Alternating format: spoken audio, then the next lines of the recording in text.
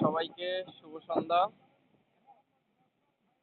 আজকে সন্ধ্যা মাগরিবের নামাজ শেষ করলাম।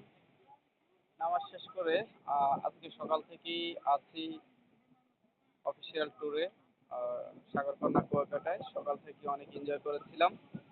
নামাজের পর এখন আমরা আবার এখানে সবাই মিলেই আমরা চলে আসলাম আমাদের সমুদ্রের পাড়ে বসে আমরা সবাই এনজয় করছি, সময়টাকে পার করতেছি। অনেক এনজয়েবল একটা সময় যাচ্ছে। এবং বিশেষ করে যে বিষয়টা সেটা উম, যেই সন্ধ্যার পরে যে ঢেউ এবং উম, যেই একটা সাউন্ড, ফিলিংসটাই অন্যরকম। একেবারে শান্ত মনে নির্দ্বিধায় বসে যদি সাগরের দিকে তাকিয়ে মনে